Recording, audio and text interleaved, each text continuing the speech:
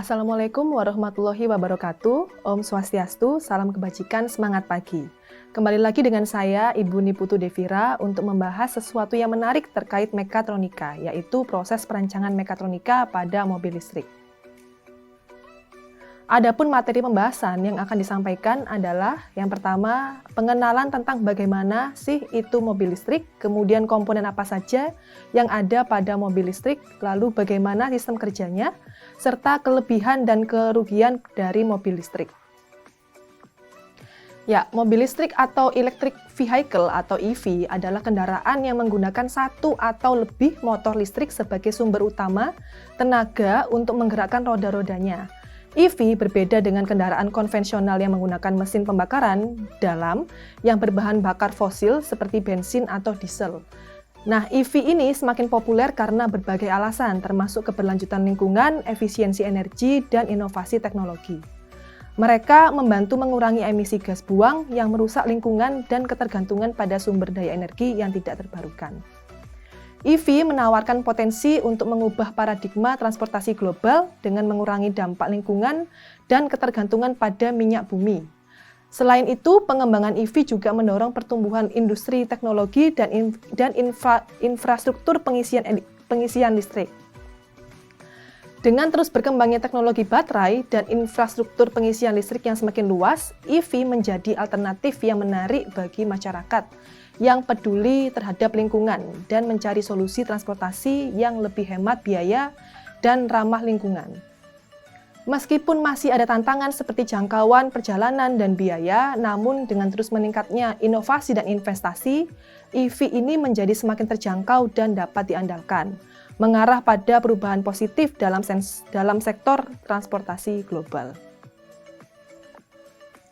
EV memiliki beberapa komponen utama yang memungkinkan beroperasi menggunakan motor listrik dan baterai sebagai sumber tenaga utama. Komponen yang pertama adalah motor listrik. Ya, motor listrik itu adalah komponen utama yang mengubah energi listrik menjadi gerakan mekanis untuk menggerakkan roda-rodanya. Motor listrik bisa berupa motor AC atau arus bolak-balik dan motor DC atau arus searah, tergantung pada desain dan kebutuhan kendaraan. Yang kedua ada baterai. Baterai itu adalah sumber energi utama dalam mobil robot atau electric vehicle. Baterai ini menyimpan energi listrik yang digunakan untuk menggerakkan motor listrik. Ya, jenis baterai yang umum digunakan pada EV itu adalah baterai lithium ion yang dapat menyimpan energi dalam kepadatan yang tinggi dan dapat diisi ulang berkali-kali.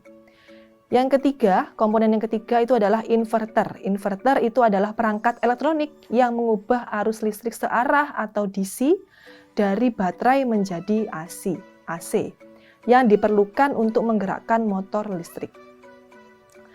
Yang keempat ada charger, yaitu pengisi daya. Ya, charger ini adalah perangkat yang digunakan untuk mengisi ulang baterai EV dari sumber daya listrik eksternal seperti stasiun pengisian listrik di rumah atau di tempat umum. Ya, kemudian selanjutnya ada kontrol elektronik. Kontrol elektronik ini mengatur berbagai fungsi dalam EV, ya, yaitu di mana ada pengaturan kecepatan motor, kemudian manajemen energi baterai, pengisian daya baterai, dan pengoperasian sistem keselamatan. Lalu ada controller motor. Ya, controller motor ini adalah digunakan untuk mengatur operasi motor listrik, termasuk kecepatan putaran, torsi, serta arah putaran motor. Lalu sistem pengisian regeneratif. Ya, beberapa EV dilengkapi dengan sistem pengereman regeneratif yang mengubah energi kinetik saat pengereman menjadi energi listrik dan mengembalikannya ke baterai. Lalu ada sistem BMS, yaitu Baterai Management System. Ya, sistem BMS ini memantau kesehatan dan kinerja baterai, kemudian mengatur pengisian baterai dan pembongkaran baterai, serta melindungi baterai dari kondisi yang merusak. Kemudian ada kabin pengemudi dan sistem kendali. Ya, ini adalah additional aja, yaitu mencakup fitur-fitur seperti hiburan, sistem navigasi, kenyamanan interior, ya, pengaturan suhu, dan fitur keselamatan seperti airbag dan sistem pengereman. Ya, ketika semua komponen ini bekerja bersama-sama, mereka menciptakan kendaraan listrik yang ramah lingkungan, efisien, dan canggih secara teknologi. Ya, ini adalah sistem kerja dari EV. Ya, pada dasarnya cara atau prinsip kerja dari mobil listrik dapat berbeda-beda tergantung dari jenisnya. Akan tetapi secara umum cara kerja dari mobil listrik sebenarnya tergolong praktis dan simpel. Energi yang bersumber dari baterai akan dialirkan untuk menggerakkan roda mobil.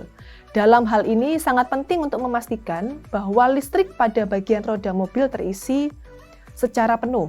Ya, ketika pedal gas kendaraan mulai ditekan, maka controller akan mengatur daya listrik dari baterai dan inverter. Selanjutnya, inverter ya, akan mengalirkan energi listrik ke bagian motor dan disesuaikan dengan tekanan pedal gas. Ya, selanjutnya, traksi listrik akan mengubah energi menjadi energi mekanik untuk memutar motor serta roda. Ya, putaran rotor pada mesin kendaraan selanjutnya akan menggerakkan transmisi untuk menggerakkan mobil.